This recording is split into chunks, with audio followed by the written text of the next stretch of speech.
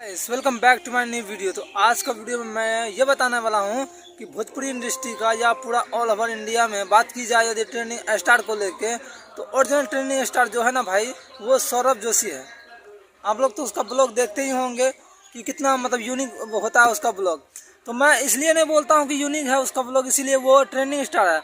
इसका मैं एग्जाम्पल दे रहा हूँ भाई। देखो, बहुत से भाइयों का कहना है कि पूरे इंडिया में जो है ना ट्रेंडिंग स्टार वो खेसारी लाल यादव है। तो मैं बताना चाहता हूँ कि कि ट्रेंडिंग स्टार काहे का खेसारी लाल, काहे का ट्रेंडिंग स्टार खेसारी लाल।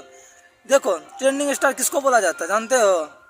कि ट्रेंडिंग में सबसे पहला गाना जिसका आता है वो इतिहास हुआ, ठीक है। और दूसरा नंबर कि आगे में चाहे म्यूजिक सेक्शन में एक नंबर, चाहे कितना ही बड़ा बॉलीवुड का सिंगर क्यों ना हो, सिद्धू मूसेवाला क्यों ना हो, लेकिन उसको भी पछाड़ के जो एक नंबर पर पहुंचता है ना, वही रियल ट्रेंडिंग स्टार होता है। और ऐसे खेसारी लाल की तरह, हाँ, खेसारी लाल ट्रेंडिंग स्टार है बे।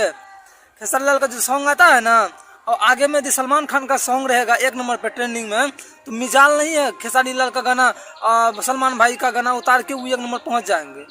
और लेकिन पावर स्टार जो है पवन सिंह, वो बहुत बार करके दिखाया है कि पावर उसके अंदर है भाई।